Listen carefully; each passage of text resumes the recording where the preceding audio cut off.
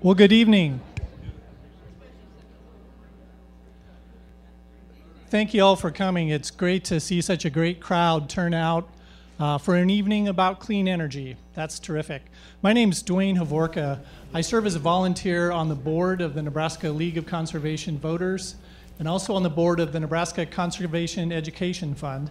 The Nebraska Conservation Education Fund is your host for the evening, and we are a charitable nonprofit organization. We're committed to educating Nebraskans about the tremendous natural resources that we have here in our state and about the things Nebraskans can do to preserve them for future generations.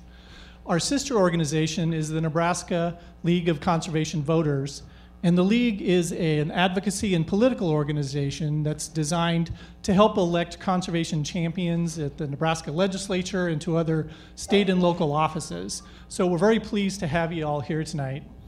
I want to say some thank yous. So we're going to start off with our sponsors for the evening, and you saw a number of them had tables over in the area next door, and thanks for visiting those. We'll have plenty of time afterwards to catch up with some of the folks there. And our sponsors for tonight include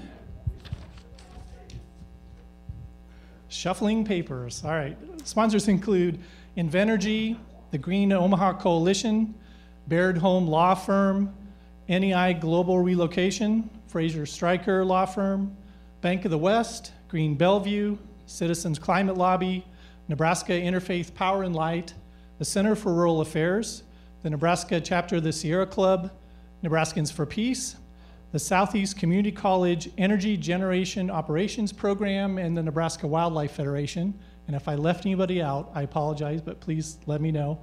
But thanks so much. Help me thank our sponsors for this event tonight.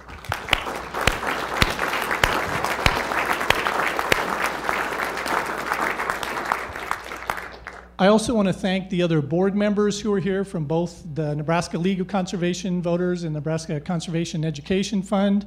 I know you're out here, so if you want to kind of wave your hands and say hi to everybody, please catch up with us afterwards. We'd love to talk to you about both organizations and the good work that's being done there.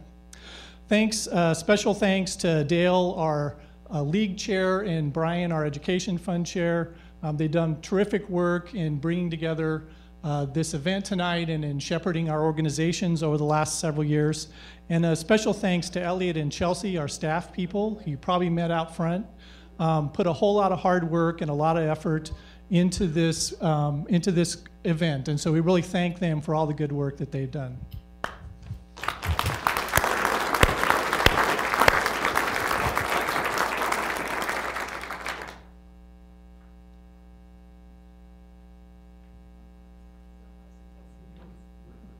Sure. Senator Engelman and Senator Haar, a couple of our special guests here, so we want to thank you for coming.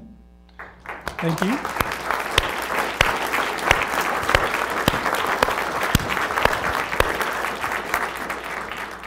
So I know you're not here to see me. That's pretty obvious. You're here to see Governor Bill Ritter, and we're very, very pleased to have him here. Governor Ritter was the former governor of Colorado. During his term as governor, Governor Ritter really made Colorado a national and an international leader in clean energy. So they built a proud record there of the kinds of things that we would love to see here in Nebraska. He has also, prior to that, served as the Denver's district attorney. And today, since 2011, when he helped found and is now the director of the Center for the New Energy Economy at the University of Colorado State University. Better get that right. And in that role, he travels around the country and really talks to people about the new clean energy economy and helps facilitate discussions about the benefits that can be provided by bringing people together and finding clean energy solutions for the future. So help me with a big Nebraska welcome for Governor Bill Ritter.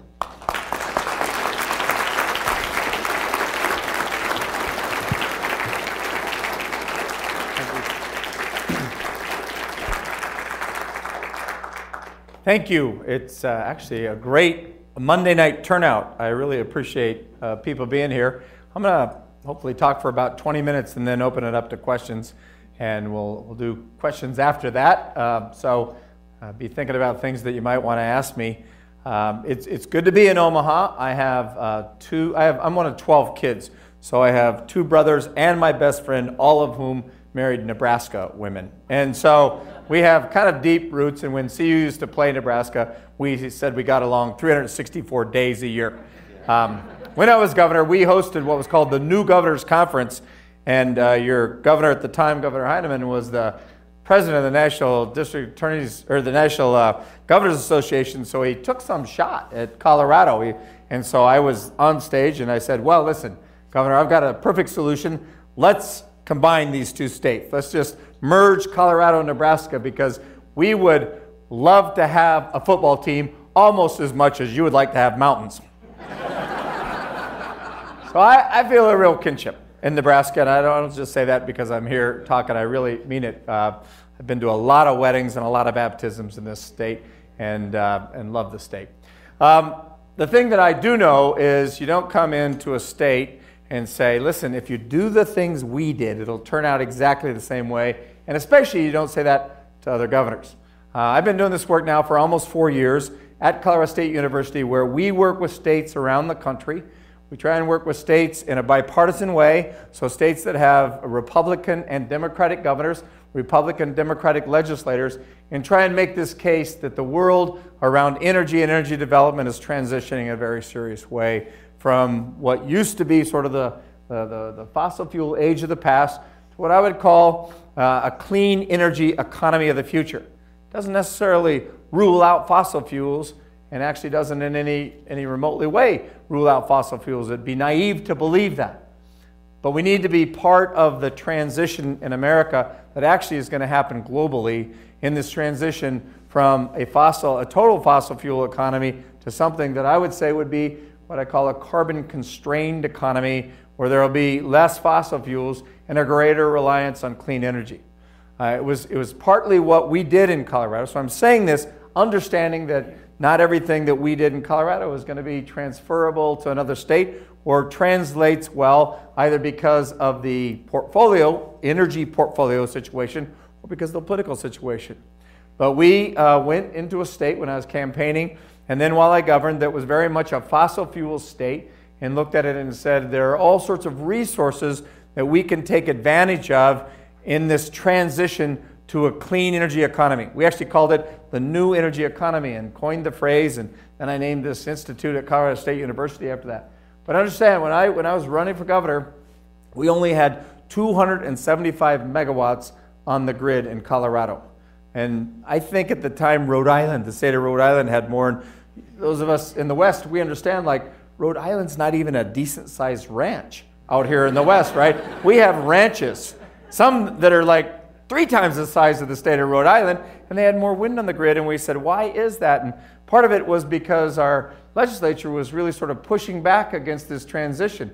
So the people of Colorado, even before I became governor, actually voted into place a 10% renewable energy standard.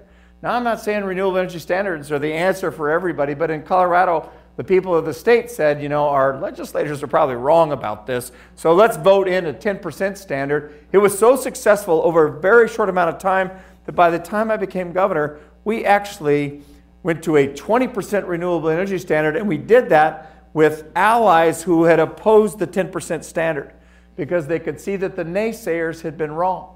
The people who said, this is going to cost more, we don't have enough energy to get to 10%, it's going to really cost ratepayers to have to pony up large amounts of money for energy bills when they can't afford it. We can't integrate it on the grid because there's not enough technology to really help us with that integration. I mean, these were the constant refrains that we heard in 2004, but the people said, no, we're going to go to 10%. We were able to go to 20%. It was one of the first big clean energy bills I signed.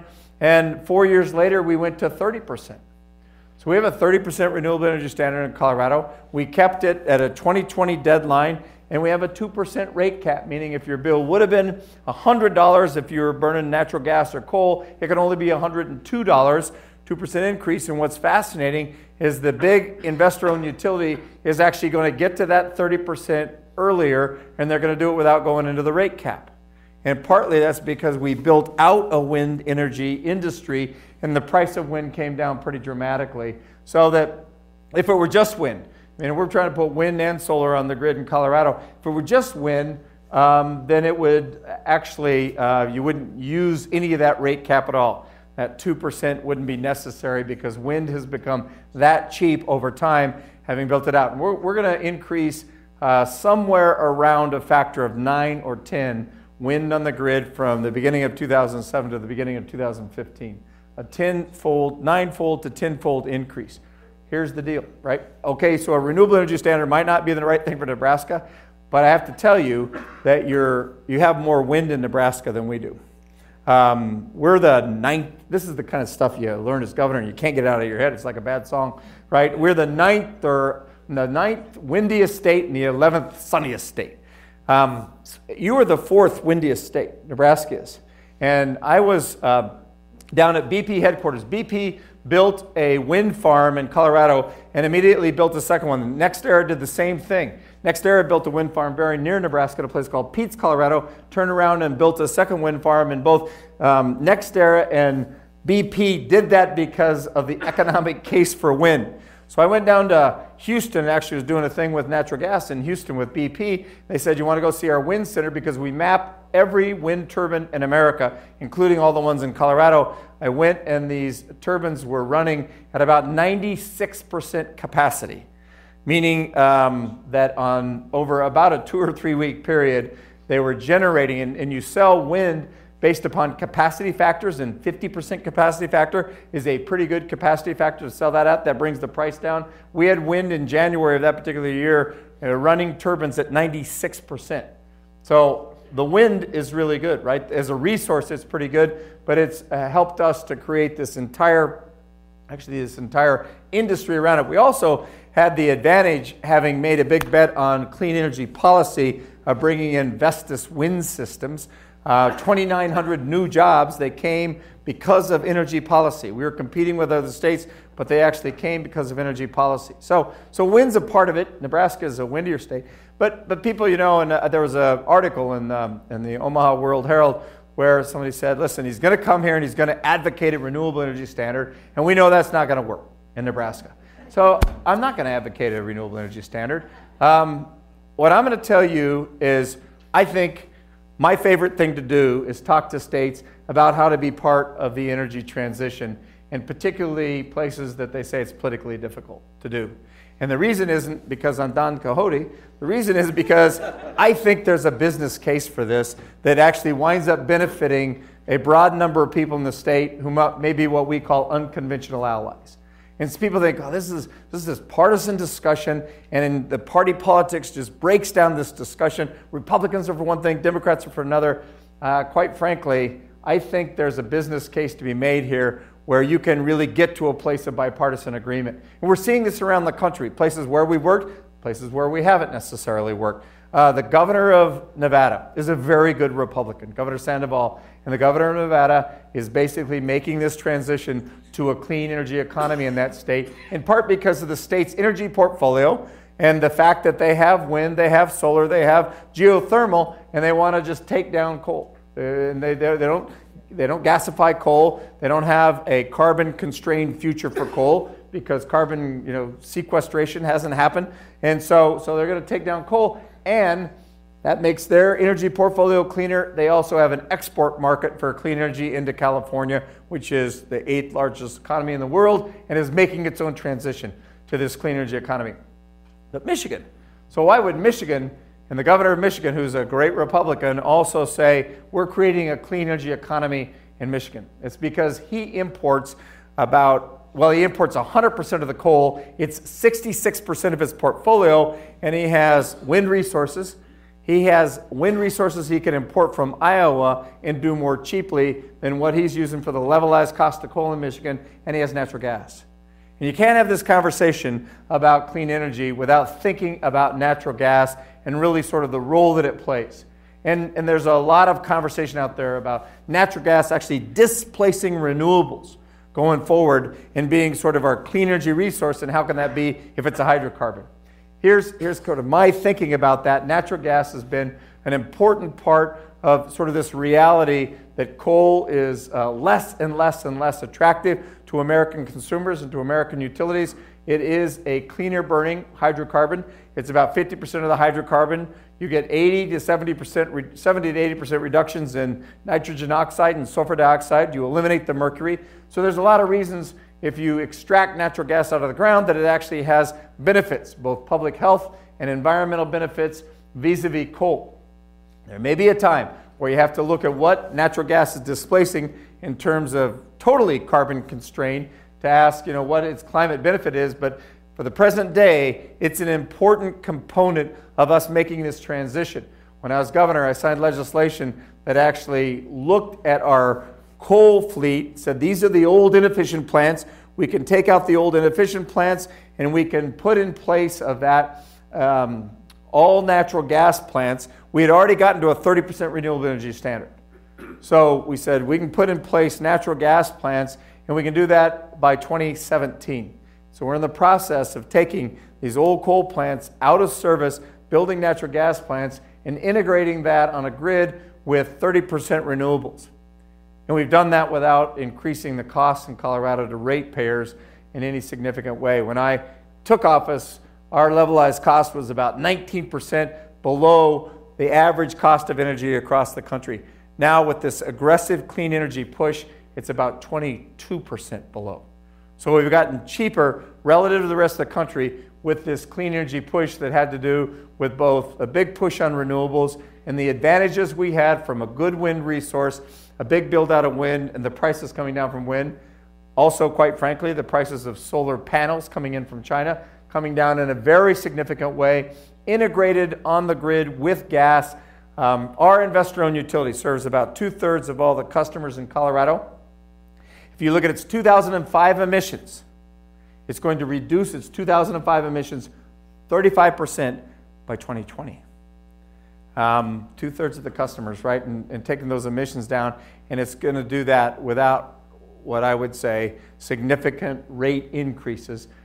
Ratepayers will experience energy inflation like they do, so it's not going to be that the cost of energy is laid flat, but the most expensive cost to Colorado consumers has been bringing a new coal plant on board that was permitted before I became governor, not renewable energy, not natural gas transitions from coal to gas. Those kinds of things have actually made it cheaper relative to the rest of the country. And the other part about this that I think Nebraskans could and should be interested in is what a benefit it has been to rural economies. In this respect, we have so many similarities as states where we have big population centers, but then wide rural economies. All of our wind, so we went from, again, 275 megawatts, we're going to be up around 2,700 megawatts. All of that wind was built on private land in the eastern plains of Colorado and kind of the southeastern plains of Colorado, but on private land. It's not on public land like it is in some other places around the country. And like it was, planned for in California, it really is on private land, and those farmers are earning $500 to $5,500 per turbine. So a big landowner, he has a whole wind farm on his land. He's only got 68 acres out of production, but he's making about $500,000 on 100 turbines. And that's a big farm economy. Even a farmer with a couple sections of ground that puts up 10 turbines winds up making about $50,000 a year. For us in Colorado, the agricultural economy is the third biggest industry, but the historical profit margin on that's only about 2.5% to 3% over a 20-year period. If you average out how it, good years, tough years, not so good years, it averages out to about 2.5% to 3%, and you've got farmers with $50,000 of income. That's a brand new sort of, for them, a whole added income for their farm family. And that makes a big difference in rural Colorado. So we've seen the economic advantages of it. We've seen certainly the environmental benefits to see the emissions come down such a significant way over a fairly short period of time, to see job creation happen around it, not just in rural Colorado, but on the manufacturing side, and this is both for solar and wind. So for our purposes, we think that when I say our purposes, myself at the center that I run at CSU and my team, we think that states should look at their portfolio and don't call it a renewable energy standard or a renewable portfolio standard. In Michigan, the governor's calling it a clean energy transition.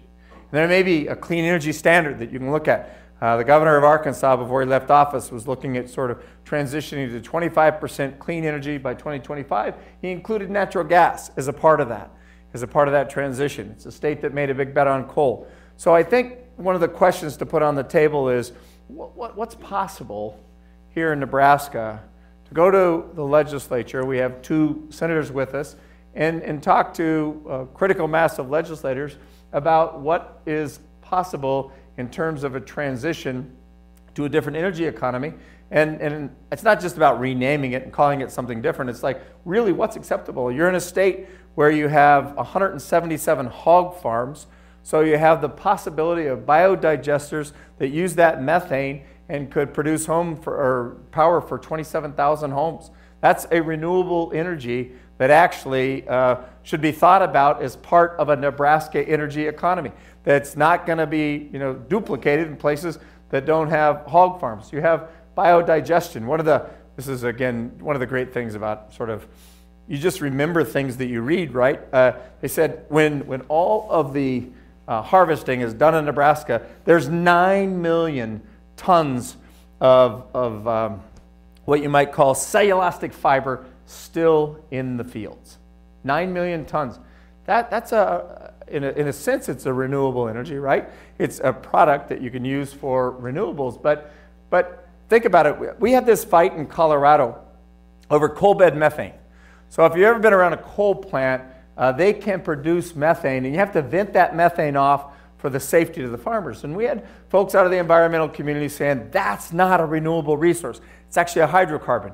We're saying, if we burn that, then we actually find a way to reduce that carbon, because it's not pure methane heading into the atmosphere, and produce energy out of it. And so we changed our renewable energy standard to include coal bed methane, and took coal mines where they were just venting it into the air. And methane is a very intense greenhouse gas, and a far more intense greenhouse gas than CO2. Doesn't stay in the atmosphere as long, but it also is intense, and you don't want it in the atmosphere at all if you can avoid it, or if you can burn it and really change the dynamic as the molecules enter the atmosphere. And so we included it. And so that's one of the things that I think should be put on the table when you're dealing with the power sector, is to say, what are those things that your customers could really benefit from in thinking about a broad clean energy standard, so you can be part of this transition.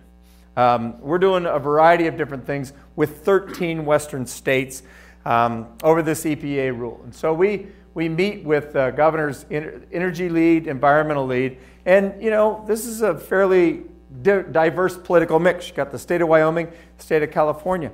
But what's interesting is all of these states have something they can look to really benefit in a way that has to do with the economy, but also with emissions, the environment. And if people believe in climate change or don't believe in climate change, there are all sorts of ways to talk about this issue so that it resonates with people about being part of this energy transition. It's happening. The energy transition is happening. The governor of Wyoming is a friend of mine. He's a very conservative Republican, and he, for a long time is a climate denier. But he said in a speech this past summer, he said, we have to assume I might be wrong about coal. And here's the reason we have to assume I might be wrong. It's because the markets are telling me I might be wrong. And so for places that are pushing back, that say, no, the status quo is fine. Coal-fired emissions, we have nothing to worry about. We can actually build out more of this, as opposed to really ask ourselves how we get to a place of carbon constraint. They're going to be hurting fairly significantly from an economic perspective if the markets leave them. So all sorts of different things happening on Wall Street, where companies are having to identify their risk and identify what their carbon risks are, both from the perspective of what their resources are, but also their infrastructure. Is it at risk? And then is it at risk if at some point in time a price is put on carbon in this country?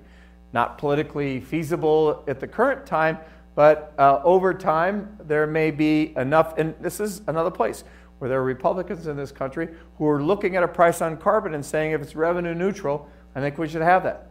Nobody less prominent than the Secretary of State, George Shultz, is very much an advocate for this very thing. And so, that conversation is happening as well, too.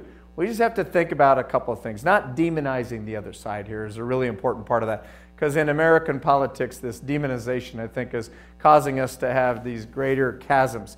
But thinking about how we talk in a way that gives people a sense, listen, there are benefits to this, and there's a rationale to doing this, even apart from things that you and I might disagree about. There's a rationale for doing it. Really looking for common ground that exists.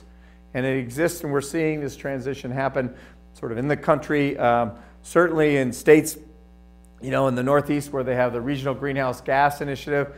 On the West Coast, there's a thing called the Pacific Coast Collaborative that includes British Columbia, but also in other places in the Intermountain West and in states that are governed by Democrats and Republicans. And it's really important for us to take no state off the table. To say, well, we're Nebraska. This is a very conservative place, and there just isn't going to be possibilities for us to move a clean energy agenda. I just disagree with that. And I think it'd be good for us to think about that and think about how to really look for common ground on this to advance the clean energy agenda. So with that, I'm going to stop and open it up to questions and do questions for a while. How do you want to do this? Wayne, you're going to pick questions and read them.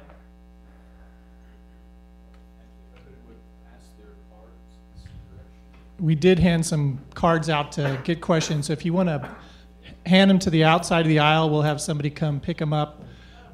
We'll try to read a few, and maybe in the meantime, you have a question? Go ahead. Yeah, you mentioned methane, and Nebraska being an agricultural state, that potential is really huge. I know the Institute of Agriculture and Natural Resources is looking at recovering methane from open lots, which hasn't been possible or hasn't been feasible. But that potential is absolutely huge. Yet the capital cost of putting in digesters is really high and makes payback years and years and years in the future. Would you suggest using public funds to incentivize the construction of those places? Well, one thing I would suggest is checking out the Department of Agriculture's ability to help fund some things that have to do with rural utility services. That's number one. The second thing is, and so we drove part of the demand with the renewable energy standard. In our rural areas, they have a 20%, the co-ops, 20% standard by 2020. And if you include biodigestion, I guess that's the word, biodigestion, but biodigesters is a part of that, then it can help drive that market. But I would tell you that there are ways in partnering with the federal government to help the financing around that I think reduces the initial capital outlay pretty significantly. We also have one methane digester facility like that, Olean Energy in Nebraska. So you look up Olean Energy methane digesters. And the thing I love about that concept, not only because methane is more toxic greenhouse gas, but when you look at renewable energy, people say, well, when the sunshine, this is a 24/7 production. As long as you keep your anaerobic digester healthy, you can put it into the base load electrical profile. So that's great. That wasn't even a question. That's which means I don't have to answer it. No, I always love when people smarter than me are in the audience. So, well, thank you. No, I'm glad you did. Thank you. So here's one. You mentioned finding common ground. A lot of us are interested in specific examples of partnerships and language used to build that kind of common ground. Can you talk about that a little bit? Yeah, so I often say the business case is the way to think about this and talk about this. And partly there is a greater interest on the part of the manufacturers of America to look for cheap energy, but cheap, clean energy. Natural gas has certainly played a role in this, but there are also a lot of fairly significant, bigger companies that are looking for opportunities to relocate and are basing some of their decisions upon the kind of energy that's delivered to them. I happened to be in a meeting with the former EPA administrator, Lisa Jackson, who now works for Apple. Apple located a facility in Arizona for one reason: the availability of solar power. And that's Arizona, right? That's not going to be the same for other companies, but that's a part of it. And So if you're in a local chamber of commerce, and you're me, I was a Democratic governor, but I very much tried to do all I could to talk to the business community about this and about this transition, being able to say, listen, we can do this, we can maintain rates, we can do it in a way that attracts some bigger companies that we want to come to an innovation state, that we want to be part of a 21st century economy. There are a lot of people in the business community that understand that. There will be pushback. There will be people who are protecting incumbencies, but the important part of this is to not think that this conversation's off the table because somebody's an R or a D. Here's another good one. So what's new and what do you see coming in terms of storage for wind power and in transmission? I know less about storage for wind power than storage for solar. So in the world of electricity generation, we've got some folks from different public power companies here, but disruption is a bad word, right? It's like something disruptive can come along that takes the business model and just tears it up. And one of the things in the way of disruptive technology that I think incumbent utilities who are trying to protect their business model are worried about is storage technology. So there are places around this country, in laboratories all over the country where they're working on storage technology. And the most promising storage technology has been in the world of solar. In Colorado, we're building a solar array in the San Luis Valley. It's kind of south central, but it's one of the sunniest places in the country, actually. It's just about as sunny as Arizona is. And this solar array, with about 9 or 10 hours of sun, can create 16 hours of power through a molten salt technology. Now, you need some chemist or engineer to explain to you exactly how that happens, but that's kind of what's going on. There's work being done at a variety of universities on, and I just spoke at Stanford a week ago last night. And what's tonight? Is this a Monday? It was a week ago tonight. I spoke at Stanford, and they're working on storage technology. They think that's kind of the big thing. They actually, I should tell you, they think two things. Carbon capture and sequestration from coal is a really important thing to focus research and development on, in part because of China. China burns about half of the world's coal, so there's a lot we in the United States can do, and if China doesn't move the needle at all on reducing their own emissions, we still have major problems around global warming. So carbon capture and sequestration. The other thing is storage technology, and storage technology for solar, and the possibility of doing it through a thing called nanotechnology that really changes from the ion lithium battery to something completely different and doesn't utilize rare earth materials, and so you don't have these sort of rare earth material battles that can be these sort of international conflicts created by a shortage of the kind of materials you need to do storage at utility scale. So there is a lot happening, and I mean there's a lot of promise around storage, but it could be some other disruptive technology as well. It's hard to say, right? It's really hard to say what it could be, but I think there's a variety of utilities in this country that are worried about storage for solar particularly. So have you seen some interesting examples either in Colorado or elsewhere to promote interconnection, renewable energy of solar and other technologies? Yeah, so I was talking about this a little bit. Tom and Mary and I met, and we were having a glass of water before this, and there's a power provider in the East called NRG, and it's a major power provider that had made a big bet on coal. And the CEO of NRG has made a decision to reduce their emissions 90% by 2050.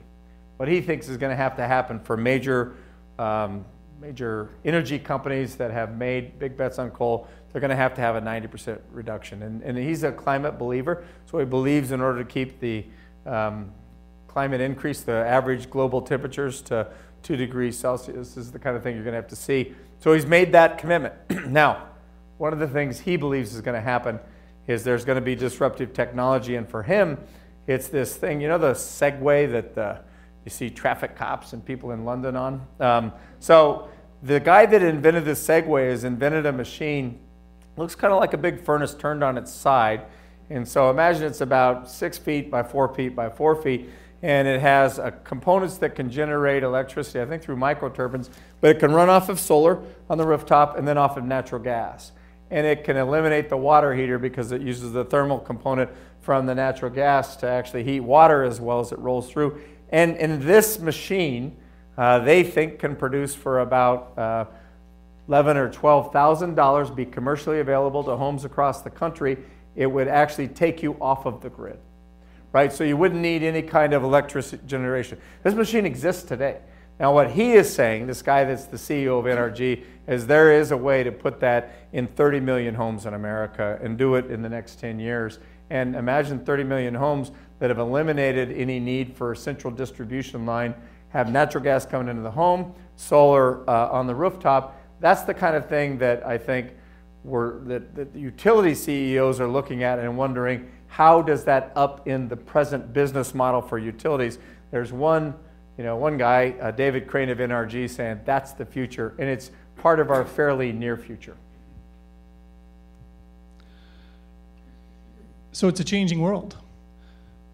So what happens in the future when Nebraska public power utilities invest or are required to invest in expensive emission control technology to keep old coal-fired power plants running, and how does that affect the business case? Well, so that's the interesting thing about this EPA rule. It's much ballyhooed, the EPA rule. There's a lot of people that are opposed, a lot of people suing on it.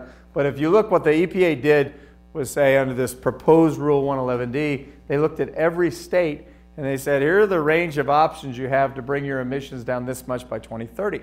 And the first option was to go and install, greater retrofit coal plants so you increase your heat efficiency by 6%, reduce your emissions because you're getting the same amount of BTUs for less coal going in the door, and do that retrofit.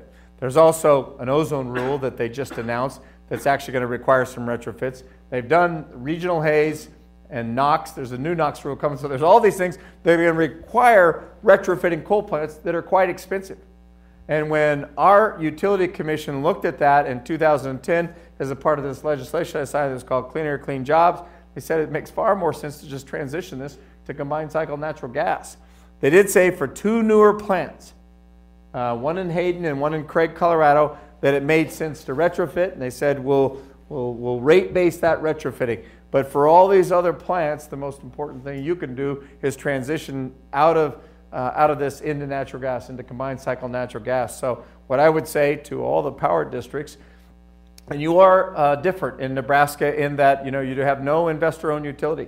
I think maybe the only state in the country that has no investor-owned utility, which means you just have a better relationship with your customers. And so in that relationship with your customers, making that case about A, that the world is transitioning around you, but B, that transitioning coal to other things, as long as you're not capturing the carbon off of it, is probably the right economic decision, and over the long term going to pay off, particularly if you transition to something that's either like combined cycle natural gas with far less carbon or renewables altogether, where the price of power never changes once you put the upfront cost into the installations.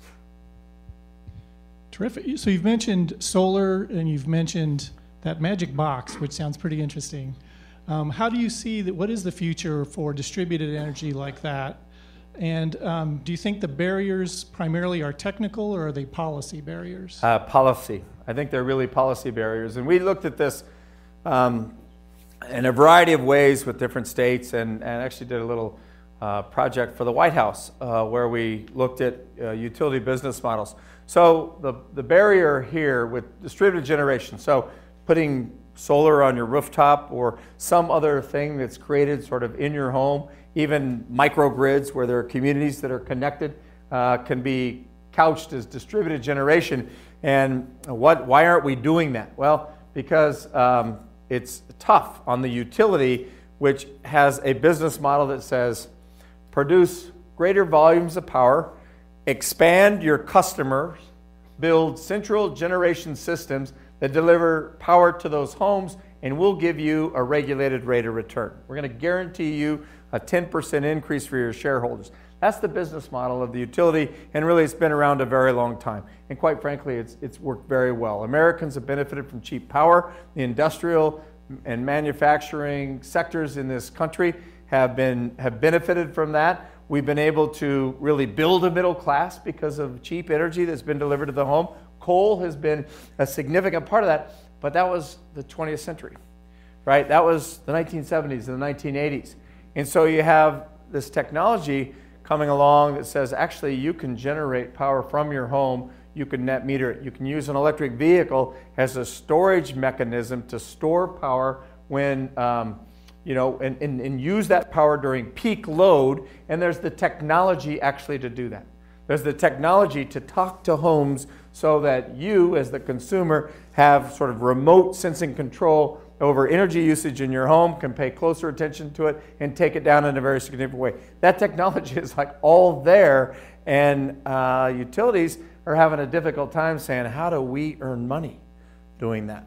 You know, what's the business case for that? And what's interesting, I've done some work with CEOs of utilities, and you get CEOs of utilities in a room together and talk sort of about this transition. They know what's happening.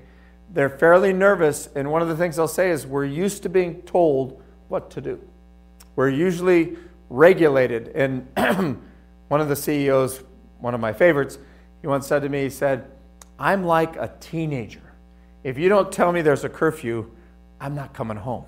But you give me a curfew, I'll be there on time every night. You know, because that's kind of how they've been. They're not agents of change. They are people who are used to being told what to do, and now the world is shifting.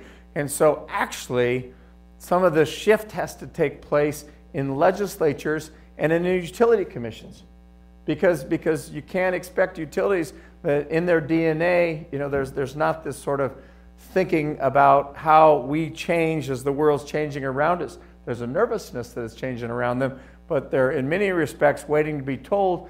And so you look to sort of who the commissioners are, who the legislators are, and we have to rely upon the change in part happening there. So you mentioned Nebraska's 100% public power, which makes our utility model a little bit different, but many of them still follow the same business models in terms of following revenue. Our rural utilities tend to be more conservative, and they've been slower to adopt renewable energy and energy efficiency. So what kind of advice do you have to speed that discussion? Yeah, it's tough, right? This is not, there's not a facile solution. We had great experiences with our 30% renewable energy standard. We brought the rural electrics along slowly. They had a 10% standard. When it went to 20% for the investor-owned utility, then it went to 30%. People said, it's a bridge too far, you can't bring the rurals in.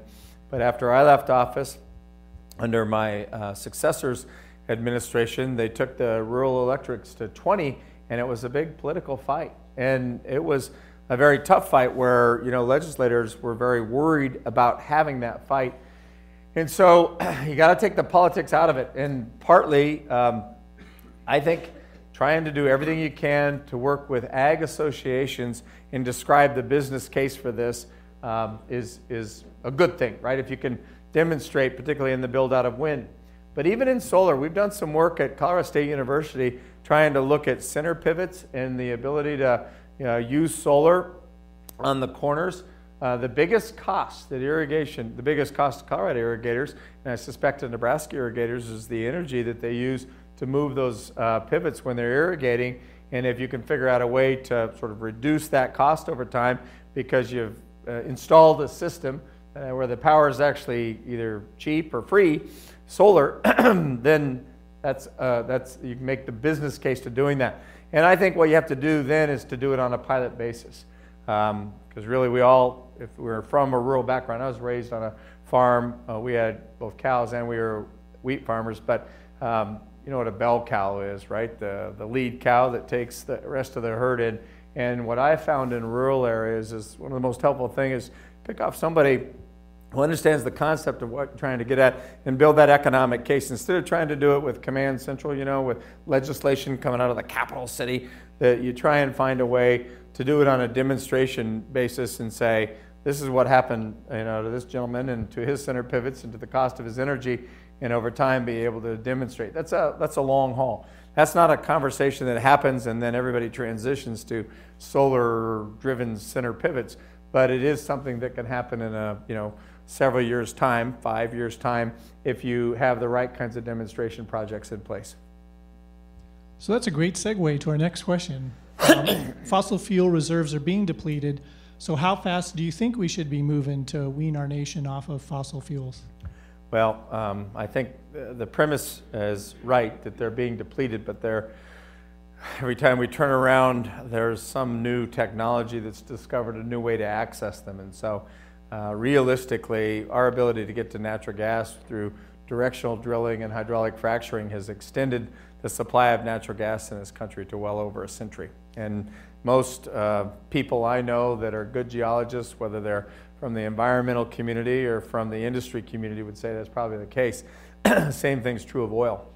And so in Colorado, when the price of natural gas was so low, we had a bunch of people who were producers, who were extractors of natural gas, and all they did was just turn around and extract oil from a different layer of the Niobrara Shale, and have managed then to reduce the kinds of imports necessary coming into the world, or coming into the United States. I mean, we produced last year in Colorado the most oil we had produced since 1956. And that's because of directional drilling and hydraulic fracturing. And so I don't think it's anytime soon that we're actually going to see the end of fossil fuels. Here's the deal. I do believe in climate change. And whether, there were people that are great Nebraskans that were helping me think about, coming to Nebraska, and they're like, don't talk about climate change. And I said, I talked about climate change when I was a candidate for governor in Colorado at one of the most conservative groups I ever met with, because I think it's really something, and it's there. And I testified in front of the United States Senate, and a follow-up question from a senator who was a Republican said, what do you believe about climate science? And I said, it doesn't matter. What I believe is that we're in the business of risk management. When you're in public life and you're doing something in an elected position that intersects back with risks, then you have to manage across those risks. And I think we're at great risk of climate change happening. And so I talk about it in that fashion. And that's the bigger question for me, is how long, absent disruptive technologies with respect to, capturing carbon and sequestering it or using it for a manufacturing, what's the future of natural gas? And I'm a person who's done a lot of things to advance the cause for natural gas. There will be a time where we as a nation will have to make a decision about when to turn up the spigot and when to turn down the spigot. And I think it'll happen around looking at the risk that has to do with climate change. That's the real question on the table, not what the supply is. There's pretty good evidence out there that about 2/3 of the carbon reserves in the world, any of the fossil fuels, there's some science, I shouldn't say pretty good evidence, there's some science, it's disputed, that 2/3 of the proven reserves right now have to stay in the ground in order for us to keep capped at 2 degrees. So I think that climate change is actually the thing that's going to decide that question, not something else, not the size of the reserve. So I know you're familiar with the new proposed EPA 111D regulations, which would reduce the carbon equivalent from Nebraska utilities. What's the most important thing you think Nebraska policymakers and utility officials should be thinking about as they look at that rule? Well, first of all, it's interesting. I've been with EPA administrator in a few different venues, including at the Western Governors meeting, and there was kind of a Q&A period where she and I were sitting at the same table, and the governors were asking her questions, and she wanted to reiterate, and I think it's an important thing to know, that she doesn't think that Rule 111D is actually a climate change strategy. She thinks we're going to have to do more than that. She thinks it's a Clean Air Act strategy, and she said she's just trying to stay in her lane, but there's probably more that has to be done, setting a 2030 goal to reduce coal-fired emissions from 2005 to 2030, and say we're going to reduce them by 30%. That's not the end game in terms of climate change, and I think we as Americans need to know that and need to understand that. The second part is, while the EPA puts a variety of things in place that they suggest as building blocks for states to consider, so increase your heat efficiency on coal plants is one, take your combined cycle natural gas plants and ramp them up to 70% capacity, look at the possibility of the build out of renewables, and finally energy efficiency, something we haven't talked about tonight, we should talk about, because energy efficiency is a big part of that. And they say those are the building blocks, but quite frankly, they say that's a subset of all the things a state could do. So really what a state should do is two things. They should sit down and look at an implementation plan that looks at all the state resources and says, what is in our state that wasn't considered by the EPA, and what can we utilize in the state of Nebraska to implement this emissions reduction? Now, it's politicized. There's going to be pushback. There's going to be lawsuits. But you should actually have that conversation, because if you lose the lawsuit, then you should either do your implementation plan or the EPA comes in and does it. How many people want the EPA to come in and decide what the implementation plan looks like for the state of Nebraska? Not me. He does, but okay, one. No, there's probably more people. I should never ask a rhetorical question, right? I should have learned that right? Years of being governor. But the fact is, that's a reason for Nebraska to be there. The second reason is there may be benefits to Nebraska to be part of some kind of a multi-state or a regional agreement. And what those are, it's hard to say now, but you can't know what those are unless you're sitting at the table.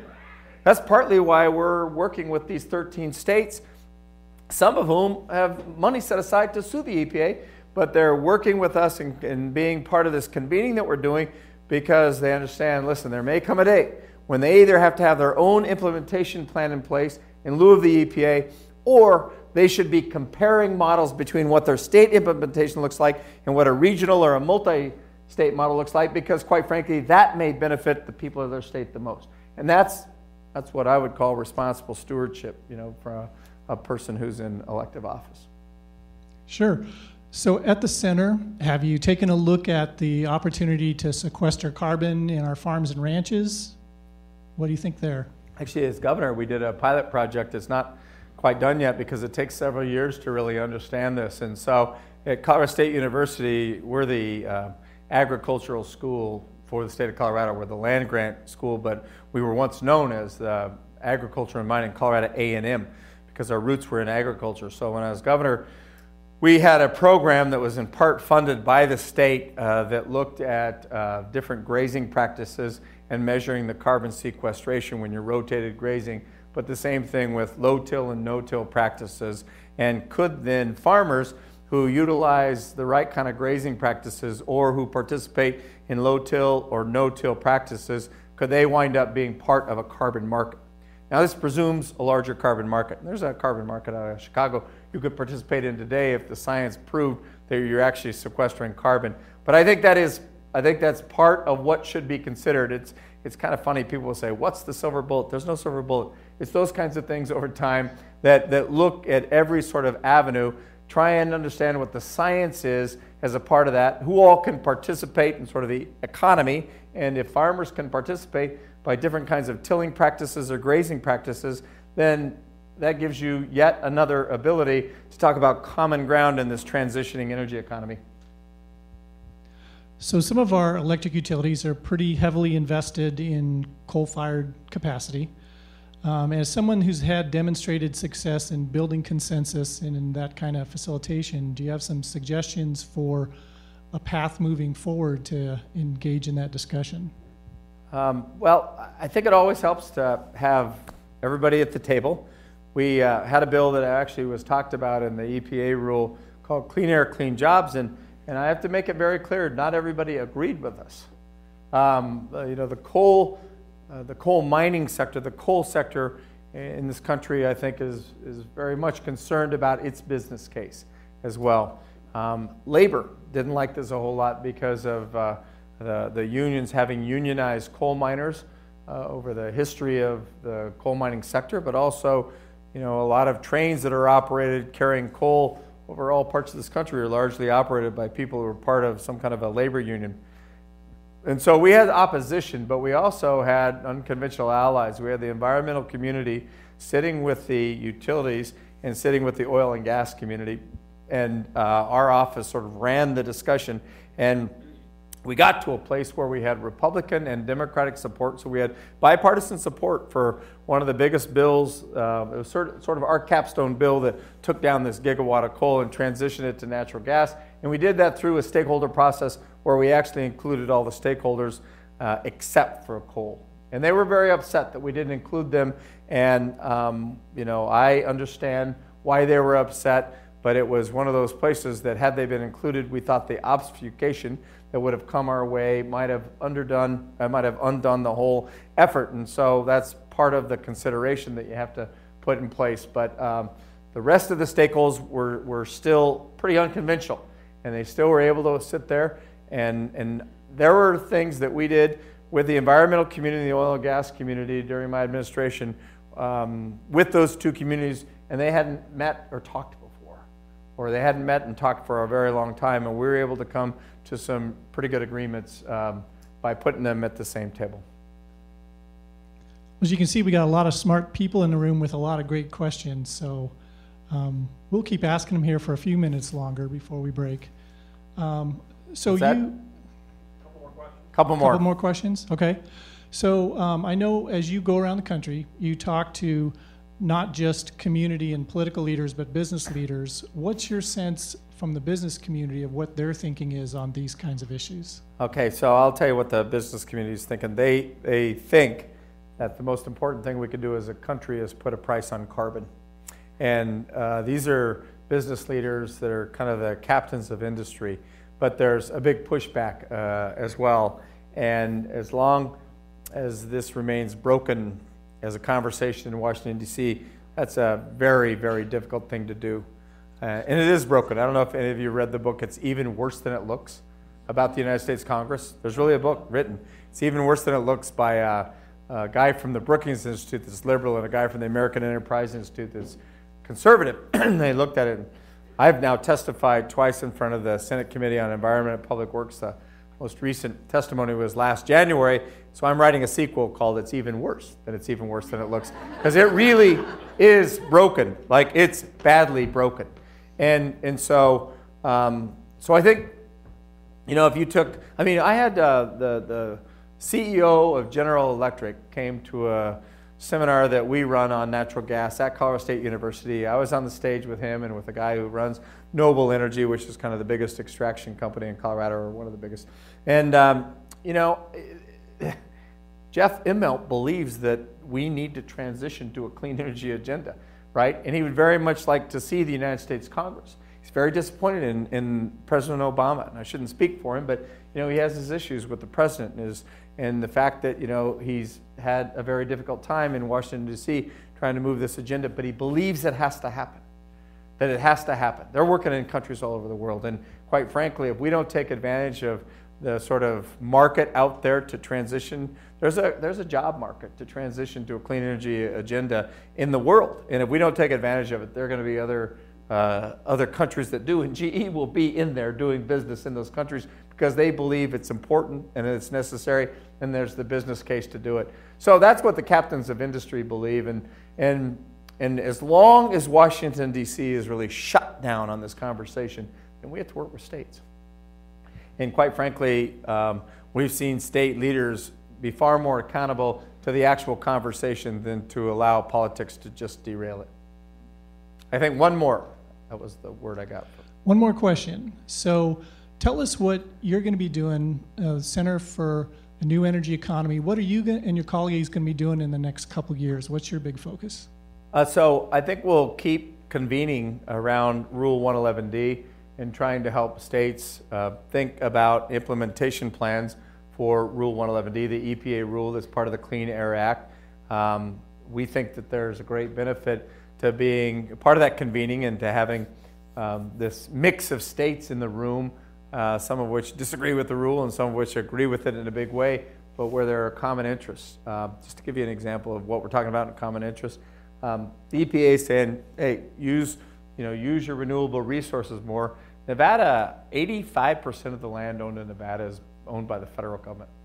So the EPA can't tell Nevada to use its resources more unless they give Nevada some ability to build transmission lines, to put in wind, to permit Idaho. The state of Idaho is 65% federally owned, and it's taken 12 years, I think it said, to permit one transmission line, and it's not done yet. And so it's like, the right arm and the left arm have to work together. So we're really going to try and work in the West on figuring out how the West can be part of a region that really transitions to this clean energy agenda. we're going to do some other work. We track every piece of energy legislation introduced at the state level. So state Senate, state houses. Other states have 2 houses in their state. You're unicameral, but a lot of states are bicameral, including 49. And so, so what we do is track every piece of energy legislation all the way out to where it either dies in committee or dies somewhere, vetoed, or is passed into law. So 2 years ago, that was 4,000 pieces of legislation were introduced around the country. And we tracked every one of those. And so it's called Advanced Energy Legislation Tracker, AEL Tracker. And so what we do is provide that as a resource for legislators around the country who want to look at good ideas and big ideas that are happening in other states and that actually get passed into law, and try and understand how to help that happen. So that's what we're doing. Well, Governor, thank you so much for coming. Thank you. Thank you. Thank you. Appreciate it.